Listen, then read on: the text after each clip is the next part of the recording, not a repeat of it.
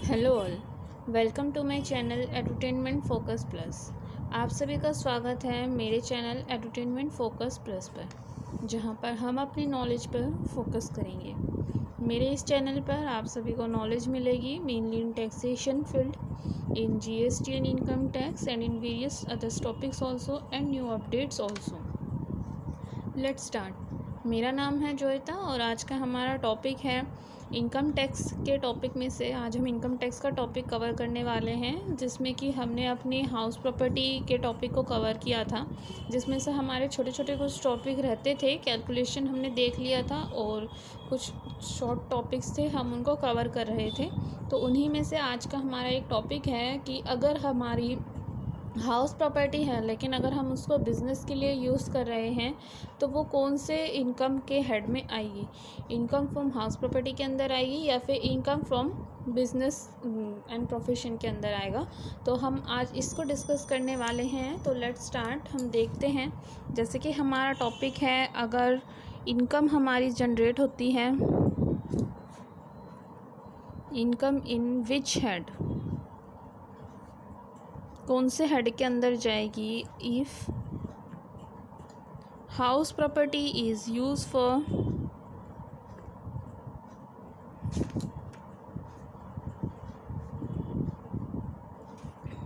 Business purpose.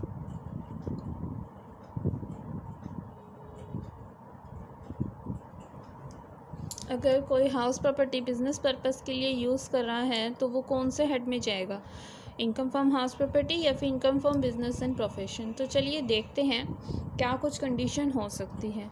एक तो condition house property की क्या है, हमने रेंट पे दी है। रेंट पे दी है तो उससे हमारी इनकम जनरेट हो रही है, पर हम उसको बिज़नेस नहीं कह सकते क्योंकि वो इनकम हमारी जो जनरेट हो रही है वो हमारी हाउस प्रॉपर्टी है।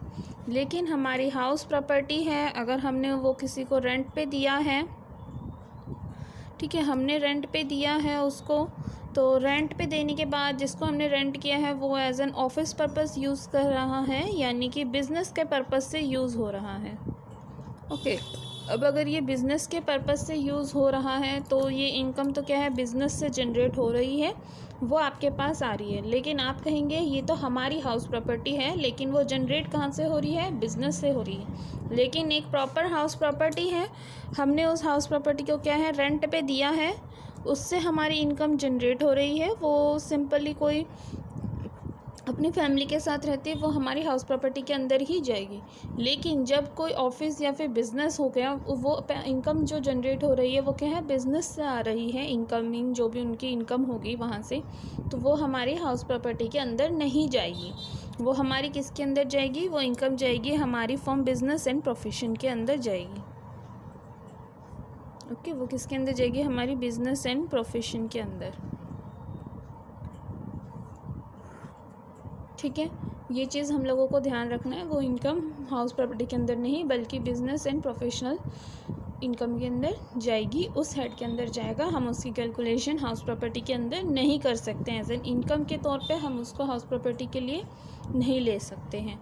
तो देखिए, कई बार क्या होता है, हम अपनी जो प्रॉपर्टी है वो अपने किसी होल्डर को देते हैं। होल्डर यानी कि क्या, अपने किसी रिलेटिव्स को देते हैं। रिलेटिव्स या फिर हम कह सकते हैं हमारे जो रिलेशन में हैं, हमने उनको दी है।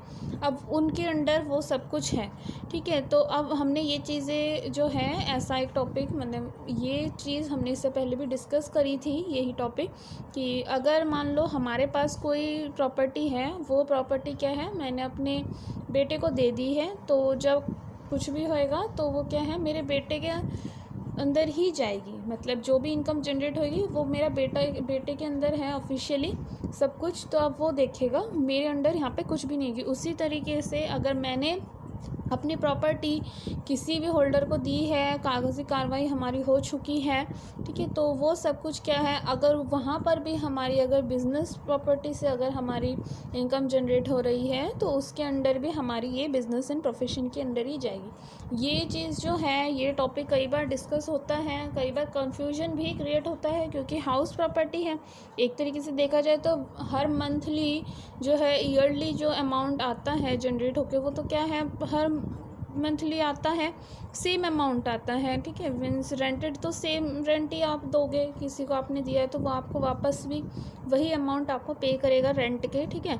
तो इस हिसाब से क्या है, कई बार सोचते हैं ये तो मेरा बिज़नेस हो गया, बिज़नेस एंड प्रोफेशन। जी नहीं, जब भी आपका वो ऑफिस वर्क बिज़नेस के पर्पज़ से ही यूज़ हो रहा है तभी वो माना जाएगा। लेकिन अगर एज ए फैमिली कोई रह रही है, उनका तो कोई बिज़नेस नहीं है, वो तो अपने रहने के पर्पज़ से यूज़ कर रहे हैं आपके हाउस प्रॉपर्टी को, तो वहाँ पे नहीं होगी।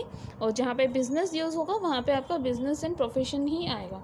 और ऐसे टॉपिक्स को हमने, छोटे छोटे टॉपिक्स को हमने डिस्कस किए हैं, क्योंकि अगर हम इकट्ठे ही इन सारे टॉपिक्स को डिस्कस करते हैं किसी एक वीडियो में तो ऐसे प्रॉब्लम हो जाती है, काफ़ी लंबी वीडियो हो जाती है, समझने में भी दिक्कत होती है।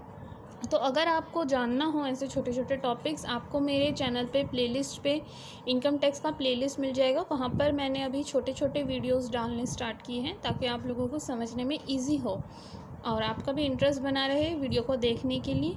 आई होप आपको समझ में आया होगा। हाउस प्रॉपर्टी से जो हमारी इनकम आती है, अगर उसको बिज़नेस पर्पज़ के लिए यूज़ करते हैं तो वो कौन सी इनकम के अंदर जाती हैं।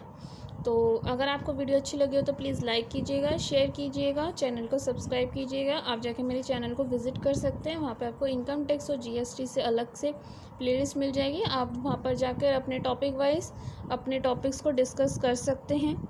और thanks for watching and subscribe to my channel. I hope आपको वीडियो अच्छी लगी होगी। Do not forget to subscribe my channel. Thanks for watching.